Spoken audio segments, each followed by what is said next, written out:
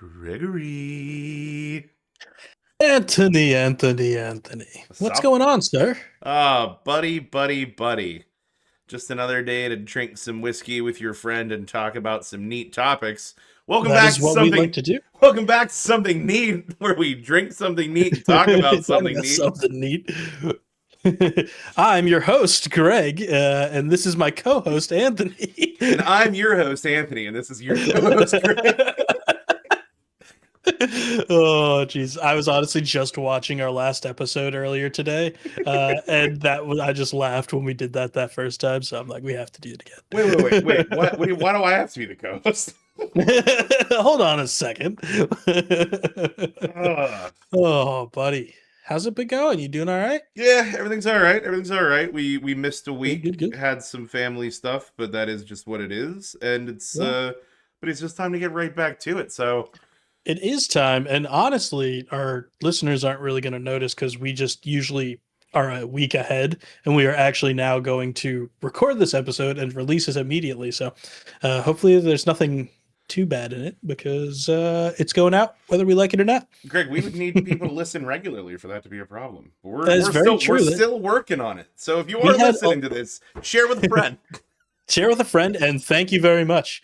I will say our last YouTube video had 11 views as of today, so that's pretty good for us. That's Like pretty solid. quadruple. If any of our listeners is particularly good at social media and has any advice on how to get people to go from watching the shorts to watching the long form, Yeah, drop it in the comments. because people are watching the shorts. The Yeah? shorts are not they're not performing bad, but No? nobody watches after that. I But mean, it's again, fun anyway. yeah, I was gonna say I don't really care. You and I just get to drink No, whiskey every week, so that's really all I care about. that is literally the plan for this these days. So, oh, And so today what do we we have got today? it's one of our favorites, buddy. This is one of our this has been one of our favorites since they started selling it in Pennsylvania, I think. Probably. Do you know when they started selling it in I don't Pennsylvania? remember when they started selling it. I remember because I remember when it came to PA, they had it like marked down pretty low. It was like 19. It's like 19 bucks, 20 bucks a Good, bottle. good budget bottle. Yeah, I mean it's still a good budget bottle, and we'll get into that. Yeah, it's But not bad. Either way, so let's let everybody know what it let them is. in on the secret, Greg. Going with Larceny, small batch weeded bourbon mash bill. It's a straight Kentucky bourbon, and as Anthony said, it's honestly just one of my favorites. I learned from this bottle that I really like weeded bourbons. They're just tasty in general. Yeah, I also like weeded bourbons. I'm I think it trying just. to. I What are you think looking at? I didn't think it had it on here. I thought possibly it had the mash bill on the back, but it doesn't. It does not, but luckily I may have looked it up beforehand, Oh hell yeah! and I can tell you it's a 68% corn, 20% wheat, and 12% malted barley. So they pretty much just take wheat instead of rye that they usually use in bourbons, and do wheat instead to make it a little bit more rounded, a little bit more sweet, and just give it a little bit more of a vanilla-y, corny, oaky flavor. So, It's been a long time since I've had this one as well. mhm. But just in general, I think there's some weeded bourbons I think taste almost biscuity. Yeah, they definitely do. They have like a little bit of like a bready taste to them. Yeah, Oh, that's no, that was that's all that right. was more of a Yeah, with there the. wasn't the thunk, there was the See what we got here. Oh, that's great. oh, that's a nice That's pour. that's that's some good sound effects right there. Oh, that's We good. might have to we might have to change our intro Gonna after that read. one. I mean, ooh. I'm measuring with my heart today, Greg. I'm measuring. No calorie counted measuring cup for Anthony today, and it's gonna I show. think I think we're in about the same, pretty Yeah, it's close to slightly the same different. area. I gotta find my widow. I have a Widow Jane Yeah, uh nice. tulip Yeah, it's or my Glencairn rather. Palace bar straight from Ireland that my buddy got me. It's just gross whiskey in Ireland. I'll never miss an opportunity to shit on Irish whiskey. It's funny because I was talking to said friend this past weekend about whiskeys, and he actually, I think, says that Irish are, I believe, his favorite under Scotch. Um, So Wild. I don't know. I mean, at least he likes Scotch first. Like at least He does. He did like yeah. Scotch first. I think Scotch was number one, but then he pretty much went on to say that he's not a fan of bourbon. And I was like, buddy, I don't. I think you've just not had good bourbon. So we then came back to my place and started going through the bourbon collection, The and I litany. it changed his mind a little bit. It definitely gave him the veteran cut from the Eight Oaks, and he was like, "This is really good." Yeah, mine I'm have like, started to spill over on top of the keg. Like I'm out of room on the shelves, and they're now spilling over on top of the kegerator. yeah, I just have a it's just like a dresser kind of a thing that was like a long bureau thing that's in my upstairs area, and I just have them on that right now, and I'm starting to run out of room where I have them, so I understand. But what are we getting on the smells? So, I mean, it's 92 proof.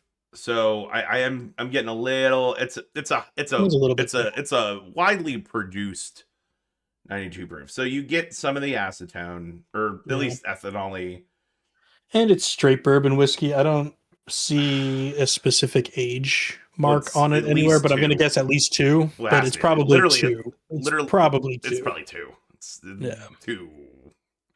What does small batch mean? What does that? What does that tell us, Greg? Small batch tells us nothing. Yeah, it Absolutely tells us nothing. fuck all. I am getting some of that like baked bread, from the wheat. I'm getting a lot of vanilla. Butterscotch. I'm not getting so much vanilla I as think yeah, much yeah, as yeah, I'm I see getting that. Yeah. like the I think it's like Werther's original type smell. oh, I love me some Werther originals. Fucking old man. Uh, it's canon. I am an old man when it comes to my candy tastes. Facts. Um, Um, but yeah, let's standard. give it a It's standard. yeah. It smells like bourbon, pretty much. Yeah, but it's more butterscotchy to me than it is. I'm not like no spice. Like Mm, there's obviously no rye in the no, mash. All right, yeah, let's go for it here, bud.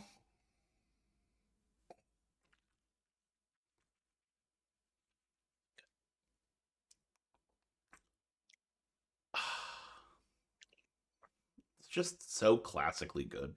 it's just bourbon. It's Yeah, good. it's Yeah, not. Yeah, I mean, I'm not gonna. You're not gonna.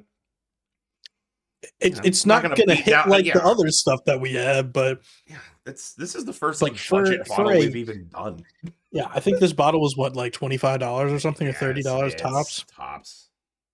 Yeah, but either way, it's got a nice sweetness to it. It's got a little bit of the corn. I get that biscuitiness. I think I get a little Yeah. bit of that like bready So biscuity. so here's what you do. So breathe in through your nose, take a sip, and then breathe out through your mouth. And that's because you can do the same thing with like really high corn moonshine. And to me, I do Mhm. it that way, and it tastes like cornbread. Yeah, yeah. It's almost like if you get a biscuit and put some honey on it, Okay. butter and honey. Okay. I think that's kind of the taste I'm getting. Yeah, I don't get a ton of the like some of those like stone fruit type deal like that you would get No, from no, no, no, no, like a no. longer aged. No, there's almost no oakiness in this at all. Yeah, It has a little bit of a Kentucky kiss. It's definitely got a little bit of bite to it. but It it's finishes very dry. it does finish really dry. I think. I mean, that could also be the wheat. I mean, it's a really amber color, so I mean, it's not like it Mhm. doesn't spend any time in the barrel, but No, it's definitely in there, but it's. I mean, it doesn't say any color added, right? They wouldn't do. I don't think they're allowed to with literally not straight allowed bourbon to. whiskey. They're not allowed to do that. Yeah. Yeah, you couldn't call it bourbon. Frankly, I don't actually know how Angel's Envy keeps getting away with putting bourbon on the bottles that they finish. Oh, they're finished ones. Some of them. Uh Sorry, now I'm reading the bottle. I need to stop doing no, no, no, it's fine, it's fine, it's that. fine. It's not great. It's not great content. Me just staring at a bottle. Yeah, But it's definitely it clings. It like I mhm. think it's probably some of that weediness. It's like it like kind of clings to your Yeah, palate as it's sort of opposed like to like a I say it's burn. like almost like a stringent too. Like it kind of dries the palate out a little bit after like the aftertaste. But Not a bad I don't way. know. I think it's tasty. I No, don't know. I it's still a love it. buddy, it's a great house bourbon. It's funny. I feel like we're picking little things about it, but also again, this is a $30 bottle. Like the next cheapest thing that we had, I think, was probably the double hook, which was and on that's because it sale. was just marked down $30 from its $70 price It point. was an $80 Like, bottle. yeah, it was an $80 bottle that we got for like 42 or something like that. So it's a Yeah. different class. Yeah. We should do more, but we should do a whole month of budget bottles. I would love to do that. Put a pin in that. Whole month of budget Yeah, bottles. Evan Williams, 100 budget month. proof. Evan Williams, bottle and bond. Just Evan Williams. Do like Wild Turkey one? It's not really that, but no, Wild Turkey Wild 101 Turkey is pretty 101's budget. pretty good. It's pretty budget. Jim. Well, okay, this isn't a budget episode. This is a Larceny episode. Yeah, well, this is not. So Larceny like constantly wins awards for its category. Mm-hmm. It's like known as like that budget hero. Mm-hmm. Yeah, it's something that you can go in. You cannot be upset that you bought the bottle and I'm already pouring. enjoy every bit of it. Like, are you upset that you bought the bottle? I'm not. I'll show you how But not upset I'll show you how not upset I am at the end of the episode. I do not have any early meetings. The thing I like about it, schedule. the thing I like about it too is that you're because it's that 92 proof point. You're getting good bang for your buck. Like most other things in this range are going to be 80, 86. Like they're not going to push the limits on it unless you're getting like a less expensive bottle and bond product, like a Heaven Hill bottle and bond, the Evan Williams bottle and bond. Then they have to give it to you at 100 proof. But yeah. But also, 92? those are going to be they're not bad. And I mean, also the bottle and bonds are usually going to be a little bit more pricey too. I mean, they're still like, I mean, you have your what's the one that we always get the what's the bottle and bond that we always get is the like budget one. I always get the Evan Williams bottle and bond. That's the one. Evan Williams, label. yes. Old the Forester green label bottle Evan and bond's Williams. also pretty good. But all of those are going to be a few dollars more. That's the only a little one bit more less. than this. That's what I was saying. Yeah. That's but either way, yeah, I think it's fantastic. I am kind of excited that quick teaser. Our next episode, we're planning on grabbing the barrel proof of this one, which actually won Whiskey Advocates Whiskey of the Year in 2020. So I'm pretty stoked to hop into one of those and see how it is. Yeah, I am pumped, and there's a reason for our theming. Just in general, but I think if you want to talk about if you notice on the bottle, it's a lock and a key, and larceny all like obviously is like synonym for theft. Yeah, which is where the brand comes from. Based off of the thieving legend of John E. Fitzgerald, who was a treasury agent in the 1800s, and back then they had the keys to the bonded rick houses. So that's kind of where it came from. That he stole from the bonded rick houses. Is that correct? I'm realizing I didn't get the whole story in what I was looking at. Let's get checks free. Yeah. Oh. Yeah. So thieving legend, apparently John E. Fitzgerald, the treasury agent in the 1800s, and they were the only ones that had the bonded rick houses, and he would steal from... Yeah. He often broke into the bourbon barrels and he would steal tastes and sometimes entire jugs just for himself. It's hilarious. So his tale inspired Larceny bourbon. Yep. So it was Pappy Van Winkle bought the old Fitzgerald brand, and then Heaven Hill acquired it, and then they launched it as Larceny to honor the infamous act. That's such a cool story. It is kind of fun. So so Johnny Fitzgerald was like a rogue. A rogue, yeah, I think he might be like a bit of a rogue thief kind of a character, a little bit of a rogue. No, not so much rogue assassin, but more like rogue thief. Well, more like rogue thief. Kind of, he's gonna have a high stealth check. He'll probably get some sneak attacks in here. Can you hear that? A little bit, not really, but so yeah, this episode. I forgot I had a D6 on my desk. our our something neat for this one is we're going to be going through some Dungeons and Dragons. Uh, Hell yes. we have been talking about doing an episode on D&D for a long time. We're both very into D&D. We've played in multiple campaigns Yep. together. We're in one right We are now that currently is playing one so together. fun. Yeah.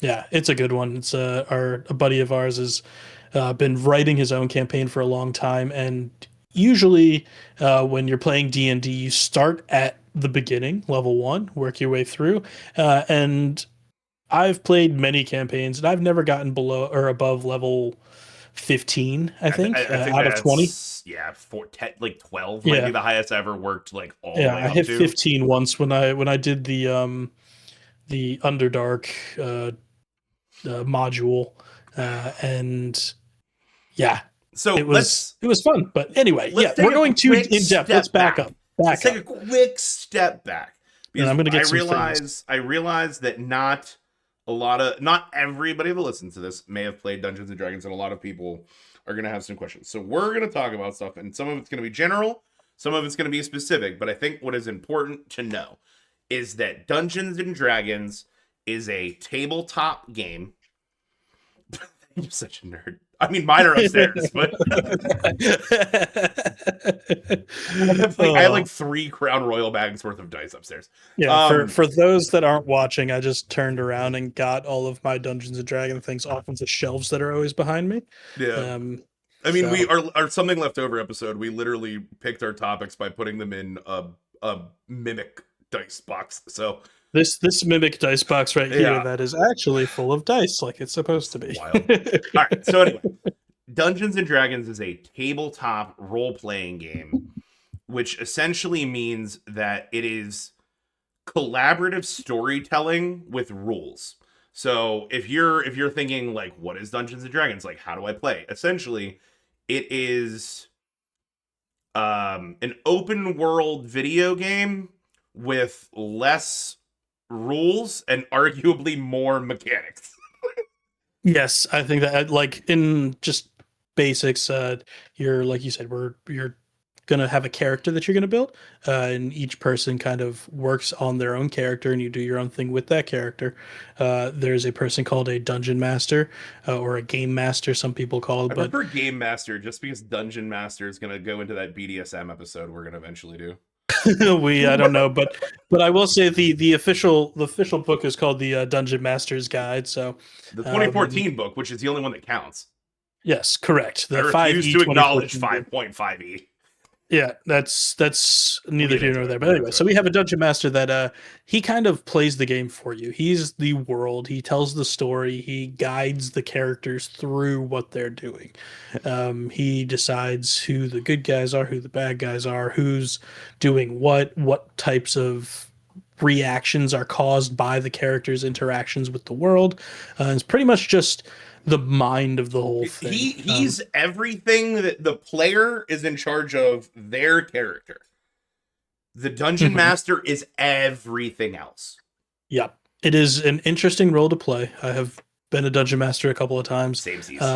and it's a lot. You have to be paying attention to literally everything, and you have to be ready for anything because everybody's playing a character. And like Anthony said, there's arguably less rules in D&D than any of the regular MMORPG kind of games that you would usually play with video games. And people can literally do whatever they want. Yeah. So sometimes people do things you do not expect them to do, and you have to just kind of roll with it.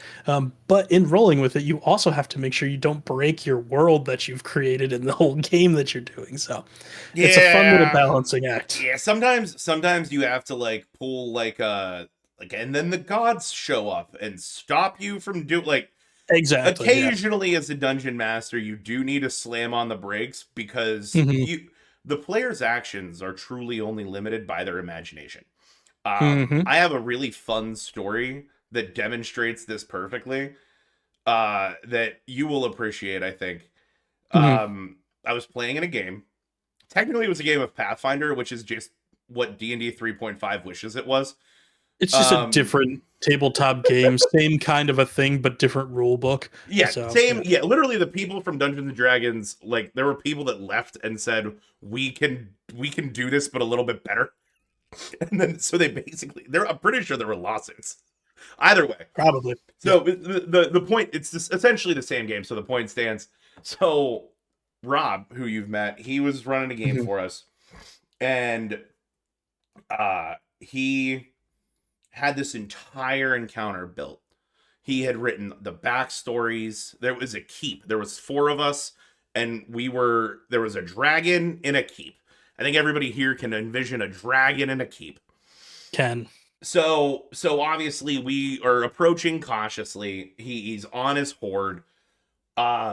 And our wizard has an animal that is his familiar that he can see through the eyes of. So he flies it over the keep to do some recon. Oh, I And remember this the story. I love this. dragon looks up and burns it out of the sky, which you would think would be tragic. But what we learned by this was that the keep did not have a roof. So instead of fighting the dragon, we took all of our magical bags that can hold a ton of stuff, and we dumped all our stuff out and we filled it with boulders. And then we Mhm. had the one guy that could fly really high up in the sky, invisible, and carpet bomb the dragon. And in Dungeons and Dragons, you essentially, at least in the current state of the game and in the state of that game that we were playing, most of the actions that you do, whether you succeed or fail, is based on the roll of a 20-sided die. If Greg, if you'd like to hold up a I 20-sided would die love to. I would love to hold demonstratively, up a 20-sided a die. 20-sided This is my die. favorite one. So essentially, a 1 in 20 chance. Like, and then you have your, depending on what you're trying to do, there's pluses and minuses. Like, if you're good at something or trained at something, then you get Mhm. pluses to what you roll. And then if you are bad at something or not particularly good, you would get minuses. These were all just straight rolls, and Mhm. we needed 20s only. So all the boulders had 1 in 20 chance of hitting the dragon. 5% chance of hitting. We hit him like 9 times. How many boulders did you Oh, drop? like 60 something. It was like 60. We Oh, weren't. jeez. Oh no, because so he left the room to go to the bathroom. When he came back, we had hatched this scheme, and he Uh-huh. was like, "Oh, this will be fine." And then like we totaled up the damage, and he just, first of all, we also destroyed the keep. We leveled like 3 of the walls. You literally just hit it with a trebuchet 60 times. We literally just we like an entire week's worth of his writing and effort and backstory and monologue erased. He literally closed his books and walked out. Yeah, he's done for that day. Yeah, I would be super The pissed as a next DM week we too. fought that dragon's mate. Oh, that's also such a trope for D&D right there, because I have a story about that too in a minute. But first, I kind of want to back up a little bit and explain a little bit more about D&D, because I think we have dove into um, the actual mechanics of the game. Well, yeah, but Um, I explained but the Tom fuckery part pretty well. oh, no, you did a great job. No, that I love that story. Like I said, I A remember good you telling me story. that story when it happened, Oh and my I god, died. Rob I is thought it was so amazing. mad. Yeah, that was, and that's like you said, it's limited just by your imagination of what you think you could do with all of this stuff. And there's like all these little pieces that you can put together mechanics wise and make big things happen, which is really, really entertaining. As long as you have a DM that's kind of cool about it. Because like I have played a game that was like play strictly by the rules, by the book, every single thing that you do. And mind you, most of the games that I play are pretty by the book. Like we go rules as written, most things. But there should be a little bit of a room for flair and a little bit of a room for like moving it a little bit. What did you? I think that's a really good opportunity to bring up 2 I don't want to say theories of D&D, but like 2 approaches. Mhm. There's RAW, rules as written, Rules as written. Yep. and then there is the rule of cool. Yes. These are not mutually exclusive if you I was gonna have a say I good like dungeon a master. I like a combination of the two, and I think that's the way to do it. I think you need a system. It needs to be a system. There has to be stakes. There has to be a way to play the game, or it's just not fun. Like if your team is gonna win every single time because you can think of a cool way to do things, then it gets to be less fun. But if you do it within the realm of the rules that you put down, then it's still fun. Yeah, and that's what makes it a game that can be played across like different groups of people. There's like, and Greg, just hold, do me a favor, just like hold up the book, just like flip through, just like Yeah. just So like this go is to the like a random page. Yeah, this is the player's handbook. This is if you're first starting to learn how to play, this is what everybody needs. And I mean, you don't necessarily have to read it cover to cover, but there's a lot in here about the mechanics and about the different races and about the different um, like things that you can do in the game. But just open to a random thing. I just happened to open to Wizard, Yeah, uh, so that's a and class. this is a class of a wizard. As you would probably guess, it's a spell type class, and it tells you kind of some of the background about the wizard, and then there's um, different ways to create a wizard. But then once you go into it a little bit, it tells you about like they have a spell book and how their spell casting works. It tells you about there's different types of wizards. So you've got like your school of abjuration. You've got Your your domains, if you will. domains, school of conjuration, school of divination, school of enchantment. So not only do you have a wizard you can play multiple different flavors of wizard. Yeah, And it goes with that with a lot of different classes. So you have like you've got rogues, paladins, wizards, fighters, you've got your normal Lord of the clerics, Rings shit. druids. Yeah, what you would think of as like a high fantasy things that you could be, you can be all of those Yeah, things. and then there's subclasses for all of them. But I Mhm. guess the point that I'm making is if you don't put those constructs in, then it's essentially just like when you used to play like made up games as a kid where you just made up rules as you Mhm. went. And then like if somebody got mad, they're just like, I win. Like that's the new Yeah, rule. The new rule no, is I no, the win. rules I win. No, the rules that Exactly. no, no, you can't do that because you didn't count to six. And one of the rules now is that you have to count to six before you like so there Yeah. so So there's rules for a reason. Rules are important. yeah, but that's not to take away like what I don't want people to take away from this episode is like this is a game that is based on like strictly following the rules because No, it's not. You just need to play. It's like essentially the rules are just the sandbox that you have to play in. it's a framework. Yeah, it's a framework that gives you a like this is how like you said it's a storytelling. It's like a group storytelling and this is how you tell the story together. So it's you can still make the story whatever you want it. You can still do whatever you want to in the story. You just have to do it within these guidelines. Yep, So and there are it's consequences to your cool. actions. There are always consequences to your actions, and that's something that like when you're a dungeon master, it's really hard to make sure you stick to consequences for actions because you don't want to kill your characters that your people are playing. Like, well, I don't. Maybe I'm just too nice Depends of on a your person, DM. but yeah, maybe I'm just Josh too nice tried of to a kill us person. all the time. That was the goal. But like I generally try not to kill people. I don't well, no, let me change that. I don't want to kill people, but if you make it so that people can't die, then they're not going to think about what they do before they do it. And then like we said, it's just they say, "Oh, well I win." And they just win every time. And that's not Yeah. fun. Like one of Which my classic tropes is like the shopkeeper is actually like a retired high level adventurer and you try to steal I something feel like they and then they always just are. beat your ass. Yeah. I think anybody like all of the bartenders in D&D are the strongest people that you will ever meet. All of the shopkeepers, especially people that work in magic shops, where you're trying to like buy high powered leveled things, will kill you. Yep. They always will. Yeah, They always and will. these are just the DM's tricks for Yeah. stopping parties from being. Don't be a dumb fuck. Well, Yeah. so there's another great D&D trope is murder hobos.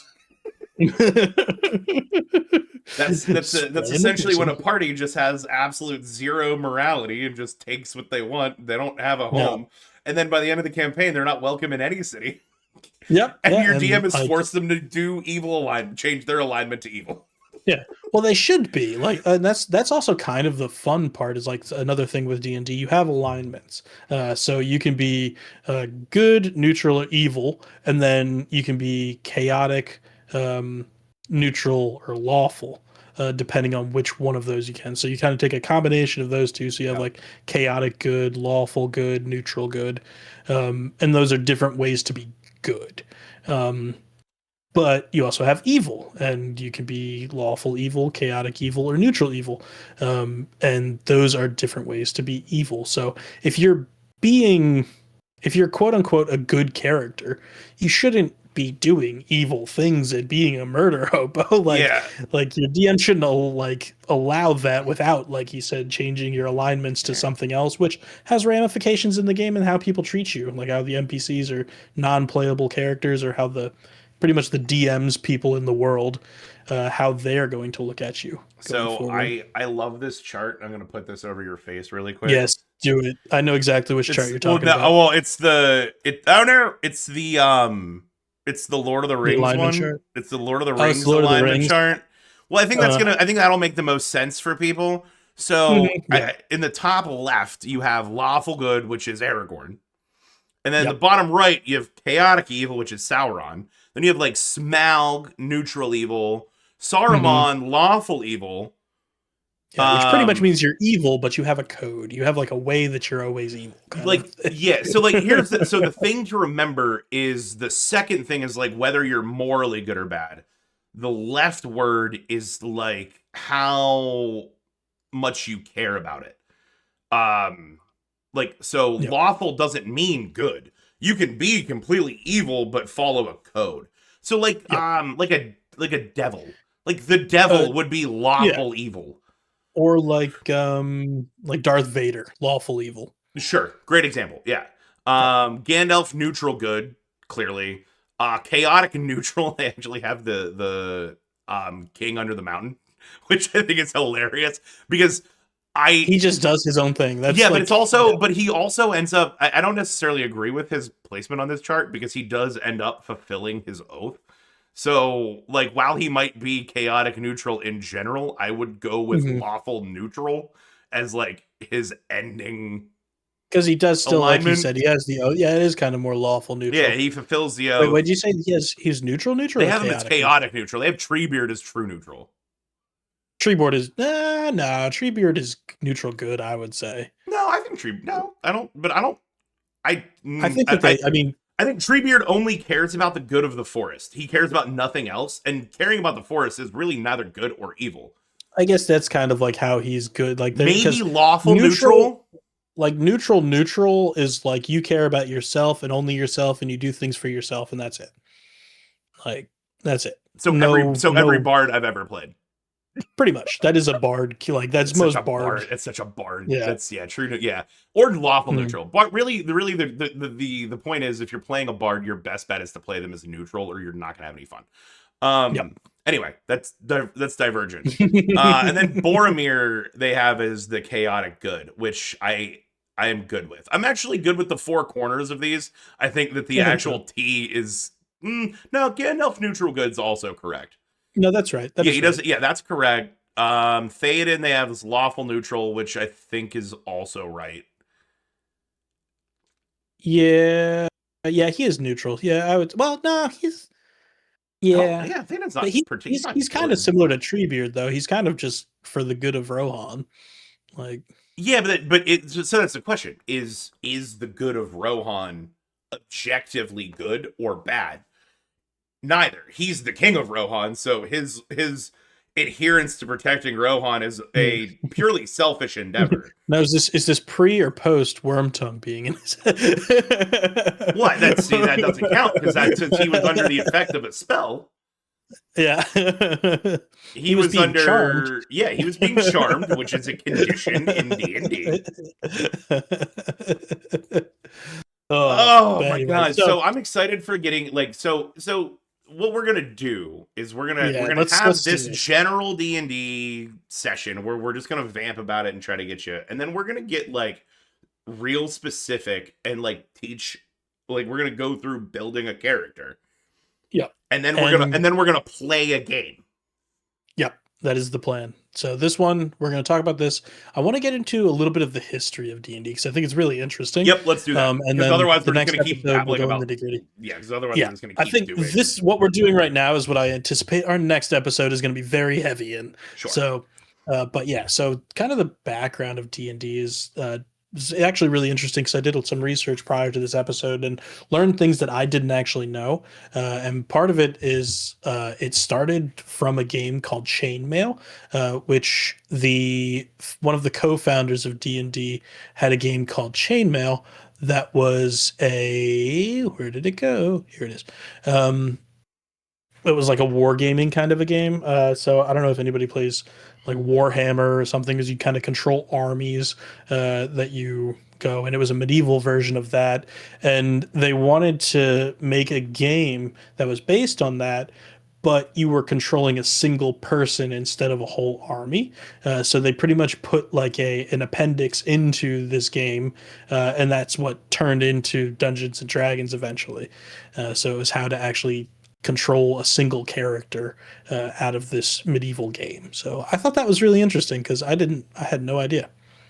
Yeah, so that like yeah, it basically took like a tabletop war game and turned it Hmm. into like a single player fantasy game. An RPG. Yep, Yeah, exactly. because that there was Yeah. no magic in Chainmail ahead of time. Mm-mm. So No, they there it wasn't. They was had to put it in. yep, it was 14 pages that added magic, and basically it was a hot fix Hmm. to Chainmail. This Yeah. they just added magic and dragons, and they did it all in And crazy 14 stuff. pages, which is just, I mean, impressive on I, its own. I, But yeah. I mean, like, what is the player's handbook right now for? Well, right now it's over a hundred. the OG The 5e. OG 2014 5e. Let's 100. not include appendix. Wait. Let me Everything. Now I'm going to go 132. before appendices. Let me get before Oh, appendices. before appendices Uh, uh 98. 98. I think you're going to My be official guess way before off. appendices is 98. Mm, I said 132 for the whole book. wait, his spells are technically not in appendices, just so you know. That's I stick by my answer, but I know I'm wrong, but I'm sticking by it. Uh, 289. Jesus Christ, that was way off. Yeah, 289 pages of stuff. And It's only again, like I don't want 50 to. pages of spells. Yeah, it is a lot of spells and items. No, magical items are in the DM guide, but I don't want to like scare people away because I think 50 pages is about how much you actually have to kind of read No, not even. to be used to it. Yeah, probably not Well, even yeah, because you you literally really need to read the very beginning and then whatever class you pick. Like those like 4 pages. Like each class only has yeah like 4 or 5 pages. yeah you need a beginning, race, class, and combat mechanics. And if you're a spellcaster, spells. That's really Yeah. all you need. And frankly, if you have a good DM, you can learn by just playing. You can, and that's something that I also think is a good take home because like I've played the last game that I DM'd for had multiple people that were brand new to Yep. D&D that hadn't played, and I had the boon of having other people playing with me that were Love that. veteran players, so they could also help with them as they were going through. So it wasn't like just the blind leading the blind. It was kind of like everybody's kind of working through. If they weren't sure how to do something, it's like, well, let's take a look and see what you got. Let's see your character sheet, which is just a sheet of paper or a virtual sheet of paper that tells you what your character can do and what their statistics are and how they can play versus of the roles that you get with the D20. Um, I but it love was teaching new just players. helpful. I love teaching new Yeah, players. because As it the DM or sounds a a lot more player. daunting than it is. Yeah, Yeah, it's not like all that it's hard. really Like once not. you make your character and put yourself sort of like in those shoes, like Hmm. once you kind of get yourself into that imaginative mindset, it's Hmm. just like remember it's really nice to have like the other veteran players around that know what your character can do. Yeah, Just because because like there's I a lot would of be abilities so you just forget. yeah, and I would be honestly, like playing a game and DMing for only people that were brand new would probably be difficult because it would have to be kind of like a lot more hand holding kind of a stuff. And I'd probably try to kind of push them towards simpler characters to play. You're all gonna Whereas play with this, fighters. yeah, you're all gonna be fighters and rangers, okay? but but with the veterans, it was like people could play whatever they wanted to be. Like, my wife was one of the new players, and she played a Tabaxi Bard, which is like completely like random, but she's So doing a good many. I job of mean, the vaccine part is such a it. that's such a good pick though, because she they get a bonus to charisma, right? They do. They get a bonus to charisma. They also Oh, get a and they lot of have like feline stealth. agility Yep, the stealth and the and agility natural stuff too. weapon. Oh my god, that Natural weapons. They have a climb speed oh my naturally. god, Yeah. Khajiit wants to sell you some wares. Yes, yeah. So Tabaxi is just a giant cat person for people that don't know. Her goal was to be Puss in Boots, which is amazing. Did she go again? We're getting too specific. Did she go School of Valor? I don't remember. If she was going Puss in I think Boots, she'd have yeah, because that's the only way to get I two don't know if she attacks. That's did the only way to Valor get two or if she did. attacks. She might have. Well, she it was like loosely Oh, Puss in Boots. Like it wasn't like specific. wimped out and did Lore Bard. I think she did lore. She should have done lore. Yeah. Lore is the right person, right thing to. I may or may not have pushed her towards lore bard. Buddy, But it's the same as like if you're playing Druid and you're not playing Moon Druid, what are you doing? yeah. Says the non-Moon Druid. So the history of The history of D&D. D&D. So yeah, it started as like this war game, and then really interesting in the 1980s there was a whole movement that they call the satanic panic of the Love it. 1980s. So back then it was like D&D was mainly just kind of like a quote unquote nerd game. It was a very small group of people that played it, and it was very counterculture-y. But then a couple of interesting things happened to people that happened to play D&D. One was the disappearance of someone named James Dallas Egbert III in 1979. He was a 16-year-old, and they said he was a prodigy because he was at Michigan State University already at 16. And then he just disappeared, and So a a private nerd. investigator, yeah, pretty much, he just kind of reclused. But a private investigator was looking for him and actually made up a tale that he went down into the what was it, the steam tunnels in the city that they were in because he was playing a real life D&D game. This wasn't true. The James Dallas Egbert just kind of reclused because he had some personal struggles and academic pressures. But because they put this out, the media kind of latched onto the D&D tunnel story, and it started this kind of satanic panic thing going on. The kids are casting spells with their clickety clack dice, and the Clickety demons clack are clack. gonna come and get them. Which is exactly what happened next, because someone else, unfortunately, someone took their life, and their mom started an organization called Bothered About Dungeons and Dragons. They termed bad, uh, and said that he took his own life because of a curse that was put on his Dungeons and Dragons character while they were playing the game. So she started that campaign. She apparently provided expert testimony to police departments, saying that D&D was a recruitment tool for satanic cults, and distributed brochures to parents and churches claiming that dungeon masters were actually high priests, and then the dice that they were rolling were casting spells on people. God, I hate people. Like Yeah, you know I don't know. the irony of all of it is that there's so much clinical evidence that games like Dungeons and Dragons help depression and social anxiety. It's constantly used It's as a tool for yeah, like special needs therapy and treatment for socialization because it provides a framework to interact that with makes other sense. people. Yeah, That makes a lot it's of like sense. Yeah. readily used all the time.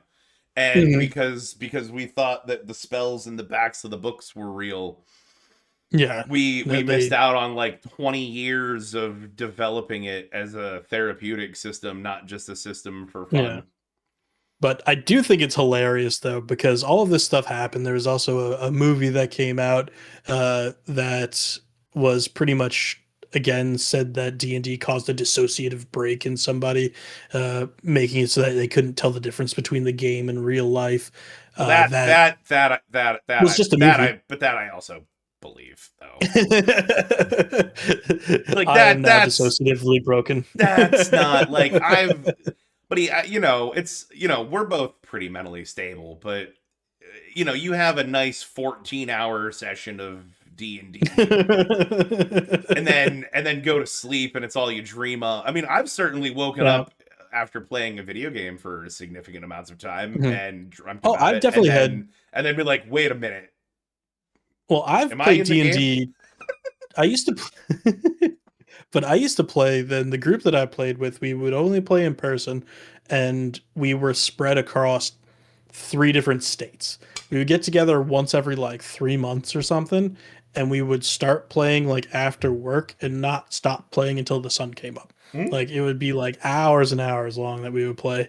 And when you go to sleep after those sessions, like you said, you dream still in the D&D world. Like Yeah. your brain is still thoroughly there. Yep. So I Um, can imagine somebody that has some like yeah. pre-existing conditions not being able to tell the difference between. Yeah. Yeah, but that was literally a movie. That wasn't even real. Like that was Yeah, just but I'm just yeah, like I'm totally against the whole satanic panic and all that stuff and like propaganda movies, while effective, Mhm. or propaganda, but Probably. I don't. Well, I don't think that is the norm. I am not going to sit Mhm. here and tell you that no one's ever had a psychotic break as a D&D. Yeah, there's also probably other things that have an effect and a reason that cause the Yeah, satanic break, the psychotic break. it's But just like the honestly, modern day like Salem witches, which we should also do an episode about. But it's like the modern day we should. Salem I can't witches. believe we haven't. Have we not done a Salem witch episode? I don't think we did. Did we? More wait, we definitely didn't. Yeah, I don't think we did. I don't think we did at all. But also, the best part about all of this stuff was Dungeons and Dragons was at the beginning of the Satanic Panic, a very small niche game that was played by a small group of people. And after the Panic, it exploded. Yeah, It was like it was so much publicity prohibition all that over again. yeah. Oh yeah. The best thing that you can do to get people to do something is tell them that they can't do it. So Yeah, it literally let's just take the exploded. marginalized nerds, tell them they can't do something because it'll let them cast real spells, and let's expect them not to get. What? They Yeah, didn't do it? that's Yeah, what do you so mean? What do you mean these aren't real spells? Well, I mean I'll still do the math. And it's here's cool. the fun thing about it too. Like all of that took place during like a really formative split in D&D. Yeah. So D&D basic and advanced D&D, like that was between 77 and 9 and like the 90s, like mid In 90s. early mid 90s. And Yeah. even like yeah, actually even into like the late 90s because I don't think 3 came out till literally 2000. Um Yeah, that so sounds right. so because there was 3 so there was basic D&D, advanced D&D, which were like 1 and 2. And then there was like a version before that from the 70s, but like the 77 into the 90s is when they introduced like the whole idea of like race as a class, but that advanced D&D was like you picked like a race, it complicated it. So it's like Mhm. you have a race that has bonuses, you have a class that has bonuses, Mhm. um all of that type of stuff, and like advanced D&D had like first and second edition that Mhm. just expanded upon itself, but they actually took certain classes and races out during the Uh-huh. Satanic Panic. Like they took out like the Yeah. devils, they took out half orcs, they The took out demons and stuff. assassins, Yeah. demons. They like replaced Anything them that with had like like a other negative things. connotation. Yeah, because It's they were literally the same stuff. They just gave him a different name. Like yeah, no, it's they didn't change they're the just like, we stat. They can't say didn't that. change the stat block. They just didn't call it the Devil Lord. Yeah, exactly. Now it's the Tarabi. Tarame, something like that. I can't remember what it is off the top of my head, It'd be but cool if they brought that back in like one of the new versions. they should. I think they do still exist. I think they're just like types of devils now. Probably. Like because again, like this is the player's handbook, right? I showed it to you guys again. Again, fifth edition. 289 pages. There is the Dungeon Master's Guide, which you don't really need unless you're going to be a dungeon master, but it is if you're into Dungeons and Dragons, you probably want to get it too It's because it good has to a lot read of as a information. player. I think Yeah, it's good to it has a read lot of even as a information. player. It's a lot of information. It talks also a lot about like specific magical items and things that you can have, and different like ways. It really just helps you think about D&D in a different way, and it lets you play a little bit better because you can think about it from the kind of big picture perspective a little bit more rather than just as the player. Yeah, think And of it then as there's having like God's playbook. yeah, you can kind of see what they're going to do and have an idea of how they're going to do it. And then there's a third book that's kind of the three core books that you usually get when you actually get into D&D, and that's the monster manual, and it just has all of the different monsters that could be in the game and all of the different things that you can run into. So Put a pin in the monster manual. I have a fun yeah, idea for later. all right, all right, Um, but that's you. You're like me. You also learn. So all the books that you have, that those are all the 2014 fifth editions, right? correct. That's what Yeah. I usually play But now. you're like me. You started third edition. Yeah, so I started. So I played D&D a long time ago. My dad played it back when he was in the Air Force in the must have been the late 70s, early 80s, So he would have been probably playing the like Great either Split basic area or kind eight. of Yeah, thing. like AD&D Yeah. version 1.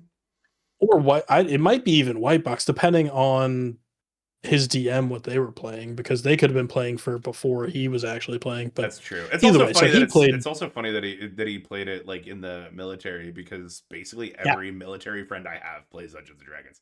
that is actually kind of funny. Yeah, no, he played it in the military. It is in the Air Like Force, literally every single one and of my friends that are in the military, like that's how they fucking killed time. well, he was saying that his dungeon master, because he was in the he's a nurse, so he was like in like the medic kind of like thing, and his dungeon master had a job. I can't remember what it was, but he had a lot of downtime, so all he did was think up cool things for his dungeon for his players to play against. So he said it was a really fun world that he had kind of built for them to play in.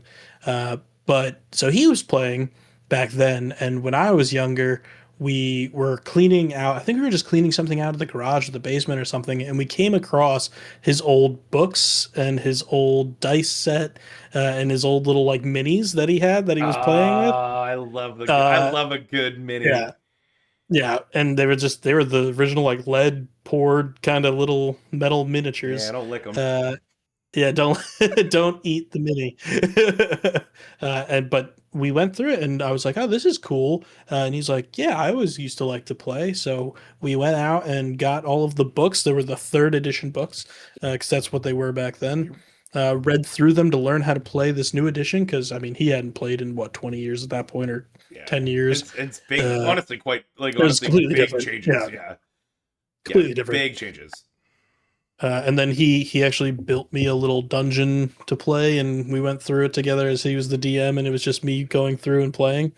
Clip So that. that was fun. Your dad put you in a Ha dungeon to play. Clip ha that. ha ha ha ha ha ha ha ha ha ha. Oh God. Devil Why? Why? panic. Why? Why? Devil? Not all right.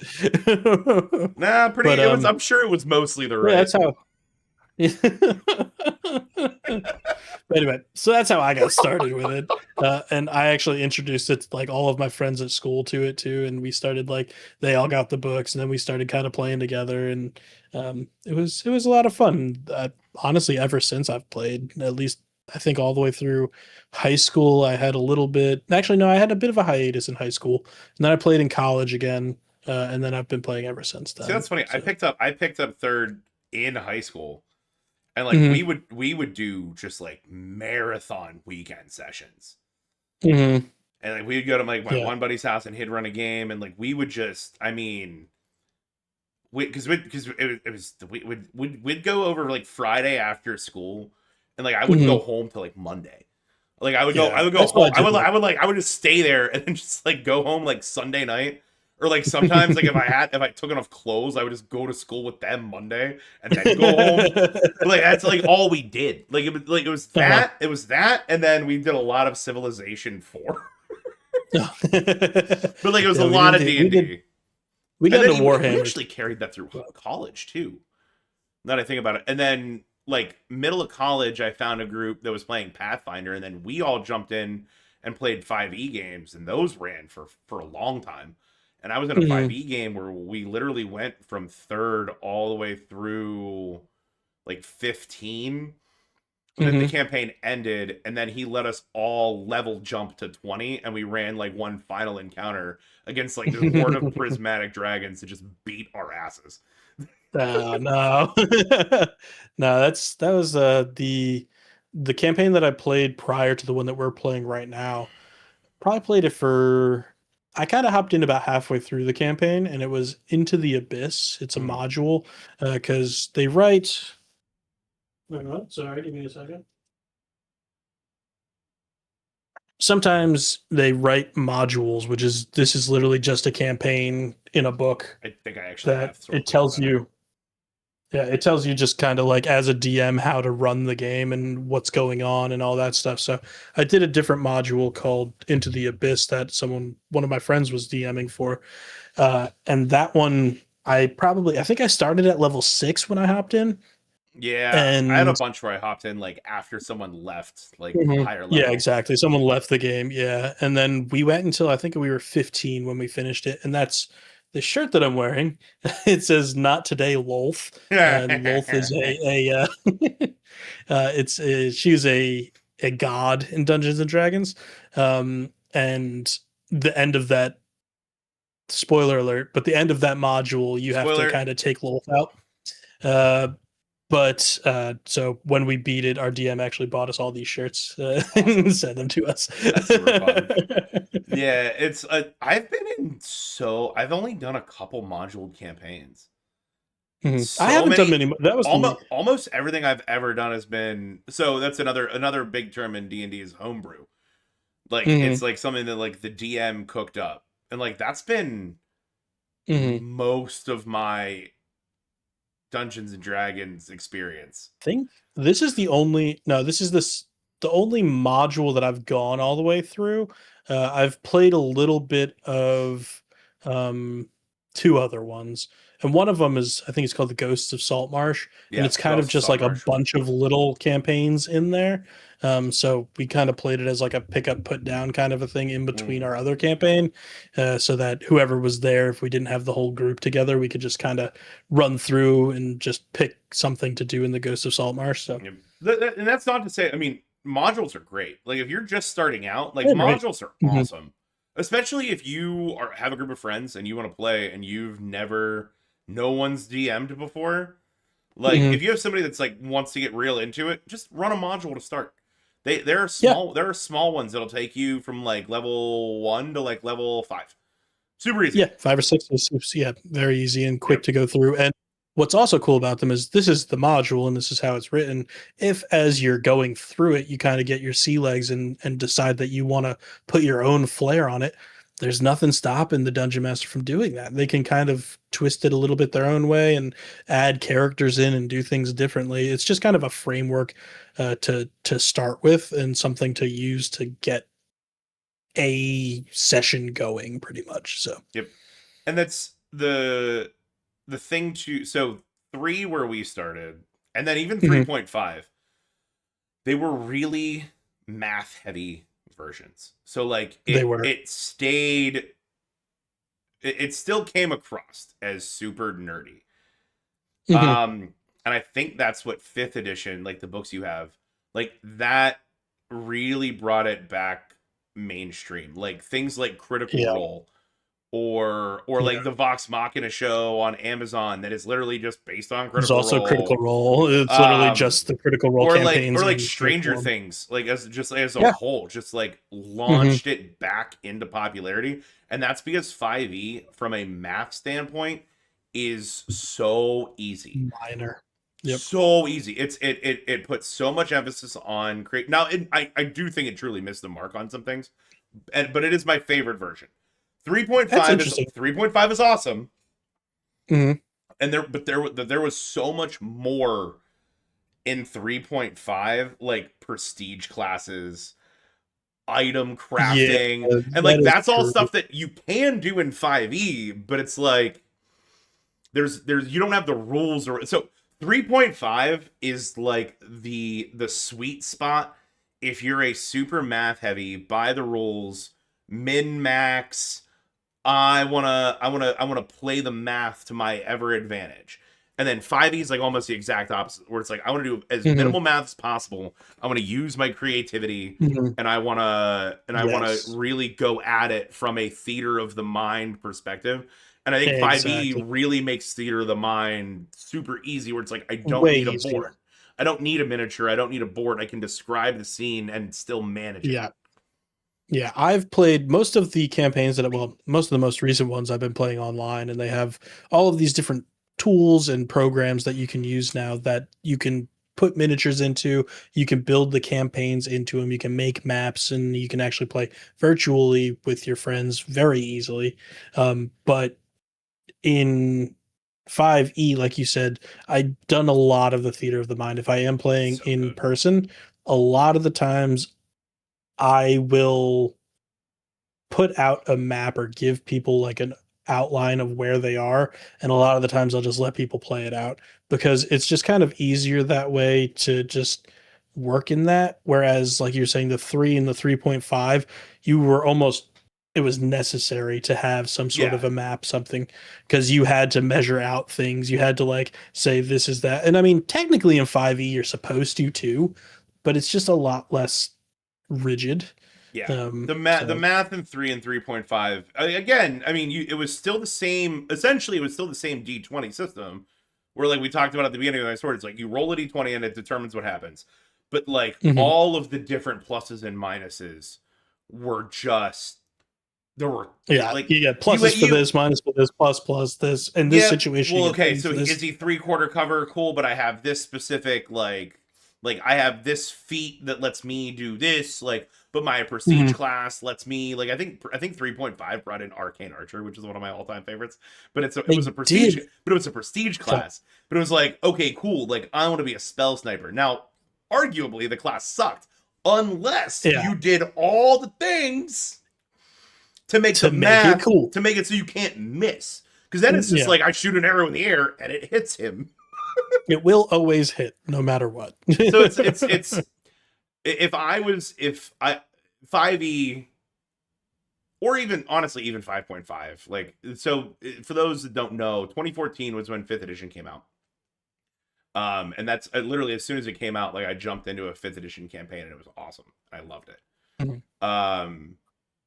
5.5 came out in 2024, which did like is a big species and race overhaul. Um Well, it, I it think they add didn't really do too. It pretty much just made race species. They just changed the word No, but race to species. they also added a They did add bunch. a couple. They did. They Yeah, added you're a right. lot. And they made a bunch because what they did was because the reason they did that is because they took a bunch of like traditionally monster races and made them Playable. playable. Mhm. So now everything, the way they reworked it is now most humanoid-ish creatures are all playable.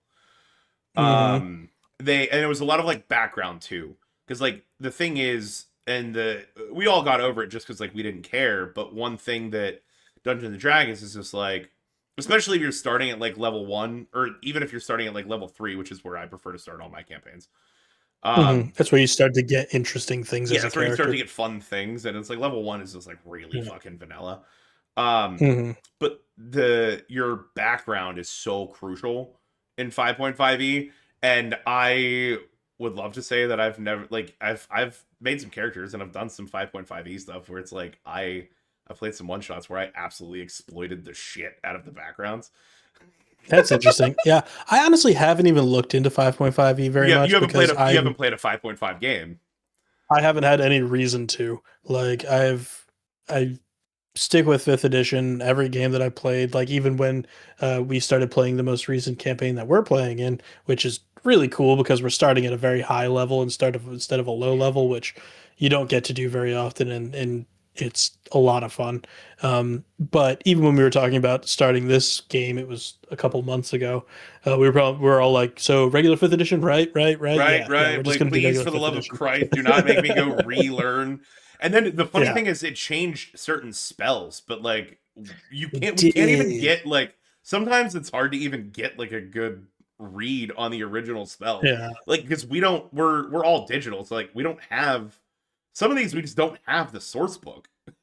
Well, that's. I feel like I'm the rules person in our game these days because sometimes we read things, and I do have all the source books Yeah, here. but you no, Oh well, but not you're all of them. like You're right. yeah, You're but right. I don't have all of them. your version of grasping Just the base. vines, your legacy version of grasping vine is different Hmm. than the D&D Beyond like official website version of grasping vine.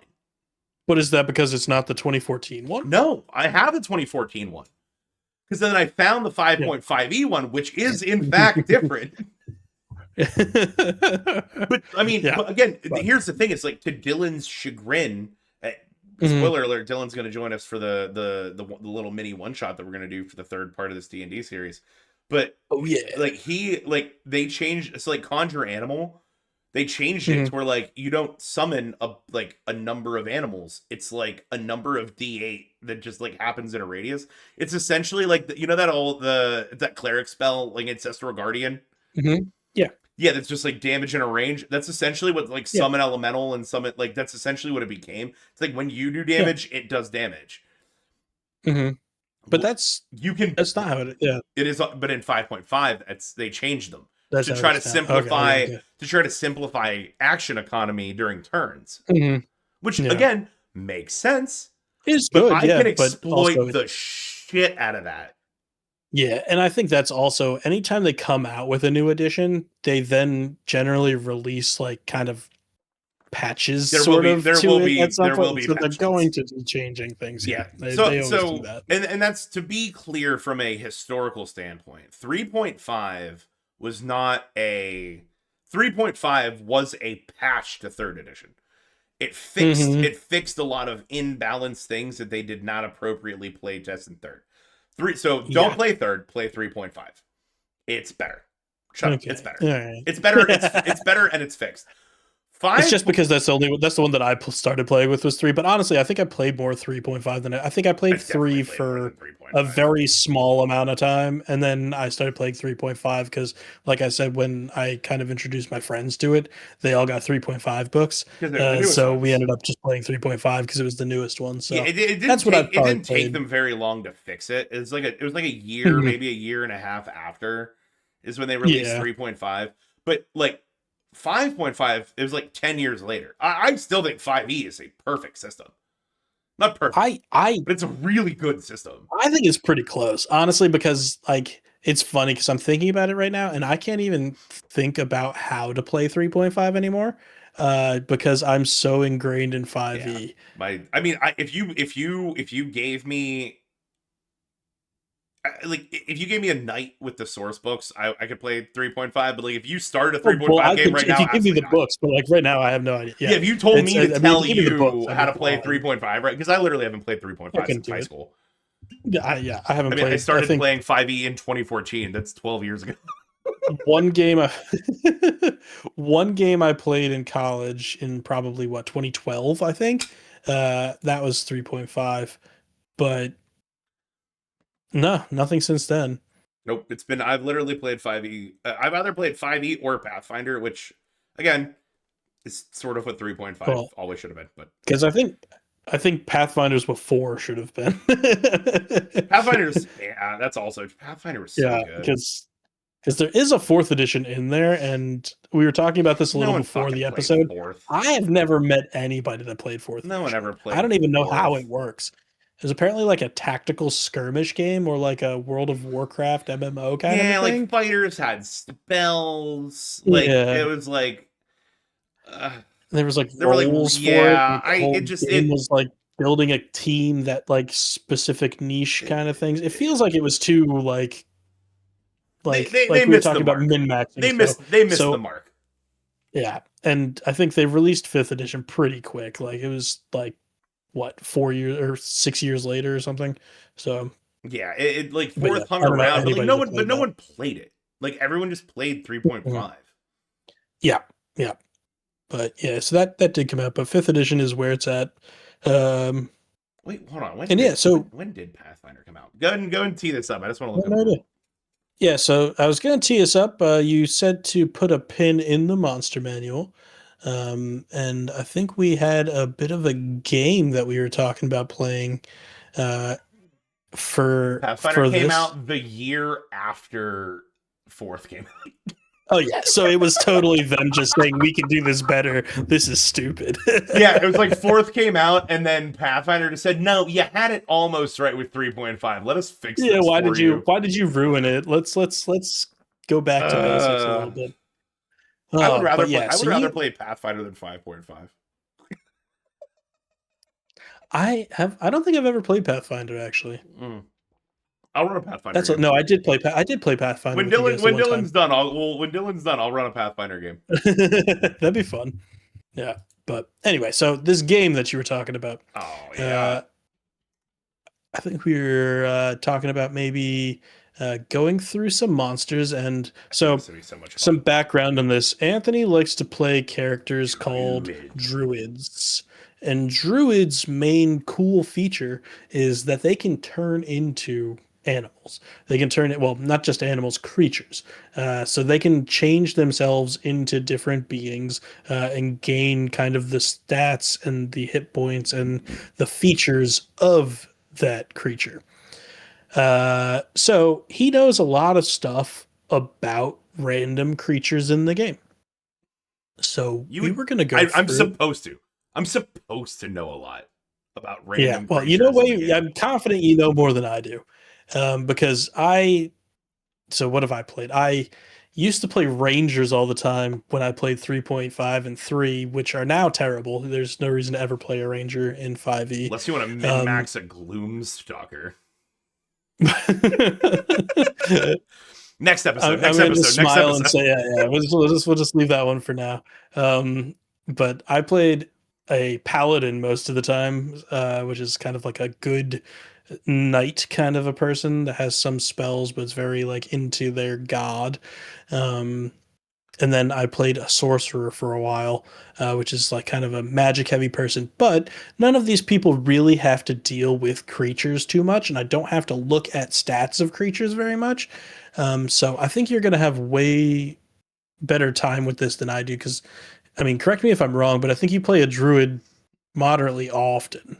I have played the druid that you know as Fargus Havister. I have played that druid a lot Uh, at a relatively high yeah. level. So I've had access to like polymorph and summon of Mhm. a bunch of different varieties. But I've also DM'd a lot where I like to play in like really diverse settings. Mhm. So like the idea of like having like monstrosities sort of like walking around like just like Mhm. normally, like I've Yeah, done they that. like have kind of cool Yeah, stuff. yeah, yeah. But like this is like I've gone through a lot of different stuff now playing him at a high level where I get access to a spell called Shape Change, which lets me turn into literally fucking anything. Much to Dylan's chagrin. But anyway, so the game we were talking about playing is we're going to go back and forth and give each other creatures, types of creatures, and then we are going to have to guess what type of creature they are. So, types of creatures there are aberrations, beasts, celestials, constructs, dragons, elementals, fae, fiends, giants, humanoids, monstrosities, oozes, plants, and undead. There's a lot.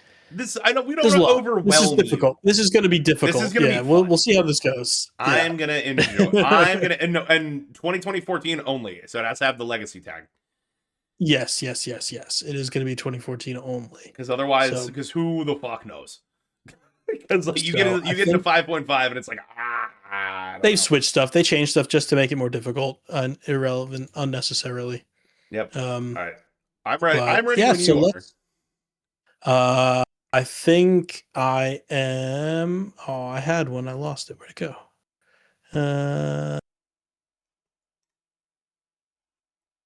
Yeah, I'm ready. You can start. Give me Uh, one. okay. This one should be easy. Pegasus. Beast.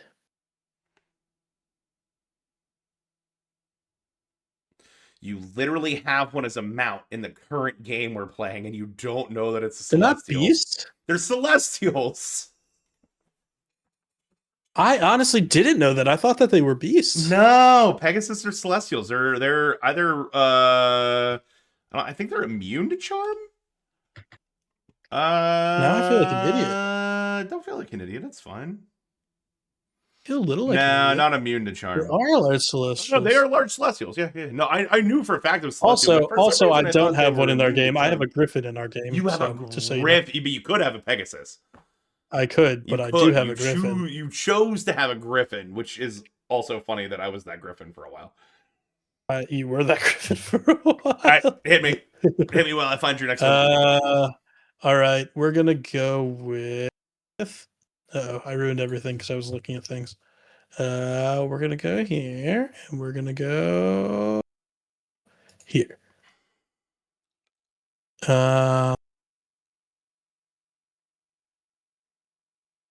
Sorry, I'm taking entirely You're too good. long. You're good. We're gonna go with a. Let's go with a Gorgon. This actually surprised me. Gorgon? Yep, Like Medusa. correct. Which Oh is yeah. fuck. Okay. Okay. Initial thought is monstrosity. Okay. I'm trying to Final answer. decide. I'm not undead, not aberration. Yeah, monstrosity. Sure, it's not an aberration. Fuck, is it an aberration? No, it's actually a construct. What? I was very surprised. Yeah, I would have got that one. I would have put. I would have put money. I was pretty sure monstrosity. That's Yeah, no, wild. I Okay. was I was very surprised by that one too. All right. I'm gonna give you an They easy. also I'm gonna give you an so easy. Okay. again we say like Medusa. Medusa was a Gorgon, but this thing does not actually look like Medusa at all. But it Okay. does have petrifying Yeah. breath. But it looks like a bull. But it petrifies things. Oh, yeah, I know what you're Yeah, talking about. I still would have. I still yeah, would have said monstrosity. It doesn't change my answer. yeah. Really construct. Okay, all right, all right, all right. Yeah, apparently. I'm gonna give you an easy one. Warhorse Thank you. skeleton. Warhorse skeleton. We're gonna go with an undead on that one. That is correct. Ding, ding, ding, ding, ding, What? ding, ding, ding, ding. All right. Nice, nice. All I right. wanted to I give you an think easy one after giving you Pegasus because I honestly felt like that was a bit of a that dick one move. that was kind of a dick move because why is that not a freaking beast? Well, I still think it Beast. should be a I beast. don't want to. I don't want to give it. I don't want to give away like the difference between what is and what isn't Beast because in case you give me Yeah. one, but All right. I'm gonna give you one. I think you're gonna know this one. A magma mephit. elemental. Any Correct. method's an elemental. Ding ding ding. Mephits are all. Yep. Do Mephits you? all. They're pretty much just little fire dudes. Is a magma mephit. It's Yep. just a little thing made out of magma. Looks like a Method. little Method is essentially just like a small. I think it's a tiny. It's tiny, right? Size. small. It's small. Small. Okay. Yeah. Yep. Immune to fire. Probably has what, a slam attack. Uh Death burst, they explode when they Oh die. no, that's that's Innate basically every small. spellcasting. Yeah, just claws and fire breath. Really? They're very They have minimal. They're very fire simple. breath? Oh, Yeah, they sick, do. dude. I can summon. Do you know do you how many of those I can summon? I can summon Lots. but I could just. Oh my god! Wait, They exhale what damage do they do when they explode? What is it like? 2d6, 3d6 fire? 2d6. 2d6 fire damage on a failed save or half on a successful save, What's but their their fire breath is a 15-foot cone. That's 2d6. That's not bad. what's their CR? I mean, it's a DC 11, so it's not bad. What's their CR One though? and a half. One half. Do you know So how many of those I could summon? So I'm gonna back up I a could little summon bit. like So a I could summon CR. like 12 of those. Just have them suicide Just to bomb. be annoying, yeah. Honestly, though, like their DC 11 is their fire breath. Like they're low DC for this shit. So I think anything that we're fighting in our high level campaign is gonna save on all of this. Yeah, but half damage on 11 of them. That's 11, but that's Still, 22 D6. that's also 11 saves. You gotta save every time. Some of them are gonna hit. Even if you save on all of them, it's still 11d6. That's more than I'm doing with my fucking stick. Are you Oh, familiar with so a true. quickling? A It's one quickling. I think I am. I'm Yes, only I'm using it because familiar with I'm a only using quickling. it because I have literally used it in a game that you and I were playing with Yes, I a do know yeah, when exactly what we a played with quickling the is. AI DM to see how well it worked. I summoned a quickling. Yeah, Do it you worked know out what a pretty good. do I you know what a believe quickling it is a is? Fey. You are correct, sir. Ding ding ding ding ding Yeah. ding ding. Ding ding ding ding ding. Dude, I love Whoop quickling. whoop. Quicklings are my favorite phase summons because they have 120 feet of movement. For perspective They of those that don't fucking know D&D, fast. it's your normal movement's 30 feet. They go So 120. we're going to even take a step back from that. So movement is how far you can move in a turn. So like if you're in any kind of a combat situation, you can move 30 feet in that turn when you're in combat. And then that's what you got. They can move 100, so four times that amount. So that's They're so stupid. fun. If you need to track somebody Stupid. down, I used to summon them as a bard when I would need to track someone down in a town.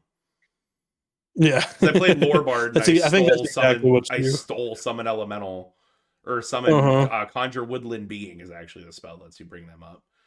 The Big Fae, yeah. I'm gonna skip everything in the giant and dragon category because it all has dragon in its name and it kind of fucking Yeah, ruins it's the all gonna be game. a dragon. It Yeah. ruins All the right. I think game. so. This one's actually kind of interesting. I think you'll get this one. Possibly. What would a hippogriff be? This one's a little bit tough, actually. I think I threw you a little bit of a curveball on this one. No, again, it's just like any of those like beast-like creatures that aren't beasts. I always default to monstrosity. Um, Hmm. I feel like I want to. I Boo feel doo like doo doo doo doo doo. Boo doo monstrosity. doo doo doo. Ding ding ding. That is correct. Yay! Yeah, it's like anytime it's like sort of like an animal, but not actually an animal. I always like Mhm. default to monstrosity, even though there's a good chance it's like definitely something else. Yeah. Yeah. Um, I think in one more round, and then we'll yep, probably call this one. one more round for funsies. I had one.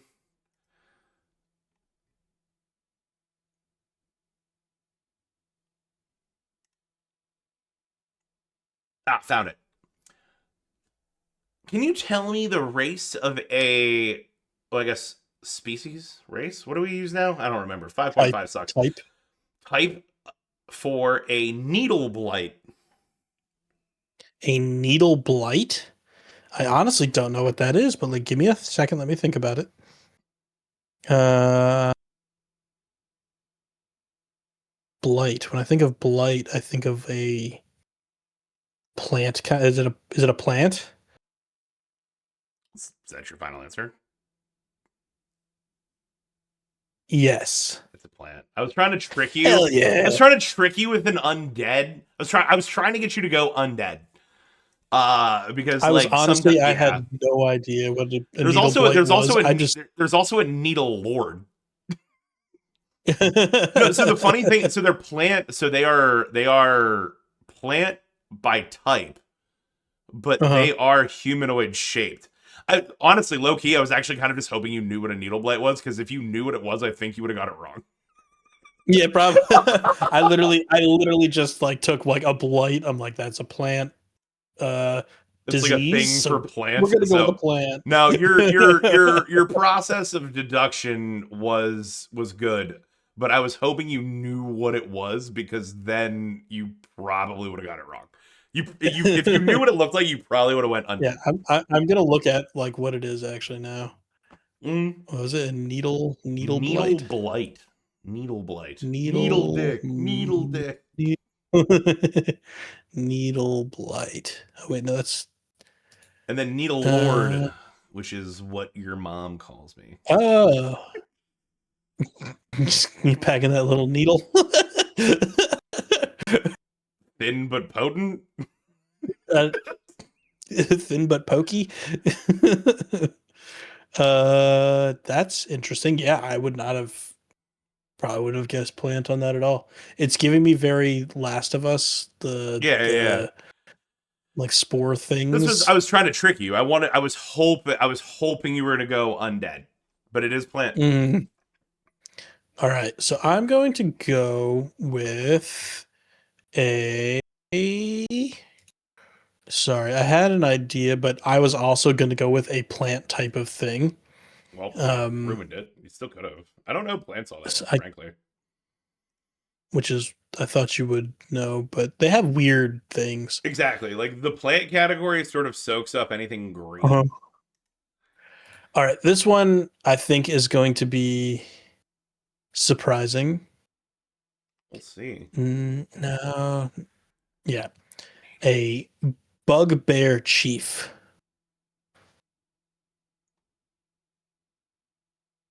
I feel like it could be a couple. Well, bugbears are monstrosities. Sure about that? No. Yeah. No. Yeah. I feel like I've had way too much of this bottle to be figuring Maybe a out tad. bugbear chief. I could give you one that's a little bit more of No, no, a. no, no, no, no, no, no, no. I Now, can get you this. did give me needle blight last time, and I had no idea what the fuck that was. So No, I think no, you got one that's that's fair. It's not gonna tricky. be. It's not gonna be Fey. It's not gonna be Fey. It's not undead. It's not beast. Not celestial. It's not a conch.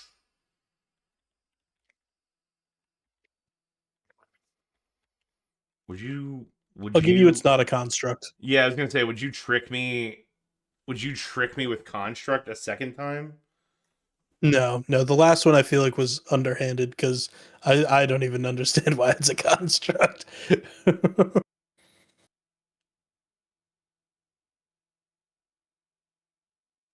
I'm just saying it's throwing me off because I again it's weird because I had a player play as a bugbear one time, but I know it's not. That's why I keep thinking because it's a monster race. That's why I keep thinking that it's a monstrosity. But it's still two arms, two legs. It is two arms, two What's legs. may I ask the CR? One. No, chief is a three. I'm just looking at regular bugbear. They are both the same thing though, so you can go with either or. Oh, So I then mean, I guess yes, two arms, I two guess that legs. doesn't actually help me. No, they like to beat Is things my up. drunk ass thinking owlbear and bugbear are different? They are very different. They are different. They are different things. Yes, It's they are thoroughly. They're very different things, yeah, actually. no. I was thinking like owlbear, but owlbear chief, but it's bugbear, It is bugbear. Yeah. which um oh, that's what but regular bugbear is what Mike made his character for my one campaign. They have super long arms. Mm-hmm. It's not humanoid. Humanoid. But it's a goblin. It's like a humanoid goblin. But humanoid's the tag, Correct. the Correct. tag like You the win. subcategory is It goblinoid. is technically a type of goblin. Yes, you are correct. Oh, good. I'm Got glad I it. waited long enough to Got there. remember. We got there. Yeah, so his character, despite his appearance, has a super high charisma and runs a brothel on a very popular trade road. Interesting. Interesting. Yeah, there's a very high level brothel keeper bartender that like watches over the place and like very much fits the trope of like ex Like adventurer. It's a absolutely no reason. it's a dwarf woman, and I made her like a level 16 fighter. Oh, that's hilarious. Ah, dude. Well, I think it's time for final tasting notes, sir. Absolutely. Um, Oh, we definitely ran over. That's whatever. It's we D and went, D. yeah, we're way Whatever. over It's on D this and one, but D. that's all right. That's all right. We're gonna go. I think we touched into our next episode a little bit, which was kind of fun, and I'm kind of excited for it because I also have a kind of tropes story that I want to tell you because it's a fun thing that I felt was a little more in depth than I wanted to go in this Yeah. episode. So next But time we'll do tropes. We'll talk about like the actual details of characters. Maybe even creation throw some and characters mini together bossing kind of for the one stuff. shot. I think that'd be good. Yep, And then the one after that that, might be we'll have fun. Yeah, Dylan come on and run the one shot. I think that sounds like a great idea. Yeah, I didn't even think about building characters, but that Yeah, might be fun. let's do like a It could also be character. Yeah. extremely boring to listen to, but we'll see. We'll build them ahead of time and then walk through them. Yeah, we'll talk about them. I love it. Yep. So Final I will notes. say, I think that episode is going to be in a little bit. We'll talk about it. We'll figure it out. Let's just run them Yeah, in it's order. probably gonna Fuck be. it, run them in order. Well, no. I'm just saying, I'm out of town for the next one I'm just saying, but week. like, what the next time you listen to us? Yeah, that will be what we're doing. Yeah, I didn't say next week. I just said next episode, next time Next on. time on Dragon Ball Z. Anyway, final I tasting feel like notes. my tasting opinion is somewhat moot because, frankly, I kind of got after it. So um, I feel like as I've gone through similar similar on the nose. I feel like it's breathed a little bit more, so I'm mhm. not getting as much ethanoliness that I got in the beginning. Um, I think I'm getting a little. My palate's gotten a little bit also used to the ethanol taste from it a little bit, so it's tasting a little bit softer. I'm getting a little bit more of the kind of breadiness to it a little bit, and it's almost like a malty, like a light lager kind of a taste to it, or like a maybe like a brown ale, something with a little bit more I flavor. see what you're saying. Yeah, Um, it has like that, but I mhm. think that's to But me kind of like a that's sort of beer like that. grain It's like that taste. bready on the finish. What? Yeah, Yeah, I get the but more it breathes, the more wheat I get, and comes like what through. you're Yeah, describing. Yeah. but either way, again, it's still delicious. It's still going to remain one of my go-to bottles for just a sharing and sipping kind of a situation. So, what are you thinking? Do you think of a score? I didn't even think about it until right Uh, now. Let's throw up I'm our looking up previous one ones. thing really quick. I literally just threw up the previous scores. Okay, perfect. So just quick top and bottom on it. I have McKenna at 8.7, Fuji at 7. You have 8 Oaks at 8.7, and Fuji at 7.2. Hmm. And then everything else sort of falls in the middle in like the mid eights, high sevens. Hmm. Yeah, Yeah. it's funny that our orders are like our numbers are close, but our orders are different, and it just proves that we just buy good whiskey. Um, Yeah, I I'm think just I know where I put this. I'm pretty sure I know where I put it. I'm just curious about one thing. Crafting 52%. That makes a ton of sense. Okay. A Hmm. bottle that we are going to need to do is the Woodford Reserve wheat whiskey. Okay. Um, and I was just Why? curious, because it's not a bourbon, it's a wheat whiskey. So it's like this is a wheated bourbon, and you get a little bit of that biscuitiness. The Oh, so Woodford that one's Reserve is a wheat bourbon. It's 52% wheat, and it oh, tastes so like it's you're like it doesn't eating have a enough corn to be a cookie. bourbon. That sounds Yeah, so fun. I like cookies. we will need to do that at some point. Just because I wanted to look up the Okay. mash bill because I was like I'm getting Hmm. wheat, but I keep wanting to compare it to that, but I can't because it's totally Hmm. different. Yeah. Yeah, I'm completely down for that. That sounds fun.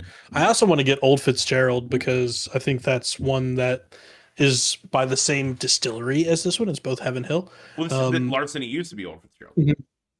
We did that at the beginning. Well, old. but there is still Old Fitzgerald. Well, it's 100%. named This after that, but there is 100%. also Old Fitzgerald bourbon. Correct. I'm saying we should do Old Fitzgerald bourbon, like the Yes. actual bourbon, Yep. because it's pretty much like a higher end version of this one, is how I understand it. So Oh, let's do I'm that for the curious. one shot. Yeah, that sounds like a great idea. Okay, cool. All right, now that that's decided on, Beautiful. I have my number. Okay, I think. Tell me. So Fuji was my lowest again, and Fuji that was was your lowest at 7.3, 7.2. 7.2. Right Okay. above that, you had Punchers at 7.4, Stolwolf 8, Henry McKenna 8.5, 8 Oaks 8.7, and then I'm pretty close. I had Stolwolf a little lower, Punchers a little higher. Okay. All right. I think I'm ready. Yep. Ready? 3, 2, 1. 7.2. 6.2. 6.2. Yeah, it's good. It's a good bourbon, I but like it. I don't put this on the same. I just don't put this on the same playing field as the other ones we've had. I kind of think I put it on the same playing field as Fuji. I think Yeah, but Fuji was good, you but I quite don't think it literally put was it like on the great. exact same playing field as Fuji. Yeah, that's why I asked what I put. That's funny. Yeah. Yeah, because I think I mean Fuji is probably like technically a better bottle, but I like bourbon more than I like Japanese whiskey, That's and I 100% think I fair, just buddy. like the flavor here better. So 100% fair. I like it. It's good. It's a great budget bottle. I can't put it, to me, even as good as the flavor is, I can't put it on the same scale. I can see that. I can see I'm that. just It trying is to a lot less refined. yeah, it's like It is definitely a lot less refined. if you gave me a bottle and bond version of this weeded bourbon, if you Agreed. promised me that this was in a barrel for 4 years and I got a little bit more oak, okay. I think you're 100% right. Now we're in the sevens for me. But Yeah, and I think 6.2 is an incredibly fair and I think what number. you're saying right now is pretty much what we're going to get with Old Fitzgerald. I mean, frankly, I think that my guess is that the single barrel is probably spent Mhm. more time in the barrel. Yeah, it does. Yeah, because I mean the like lowest. I'm sorry, just looking real quick. Yeah, it's bottled and bond. 7 year, I think, is the lowest age statement on the bottle. Um, so yeah, it just spends a lot more time. It is bottled, but it's so yeah. What you're saying is pretty much what Old Fitzgerald is. Yep. Well, So I'm excited to put it up against it, but it actually is literally the same are you mash bill, I'm sure it's same the same mash mash bill and bill, everything. just longer in the barrel. Yep. Yep. Word. Well, I think that sounds perfect, dude. Good episode. Delicious. Always love to talk about D&D. Cheers. Cheers, sir.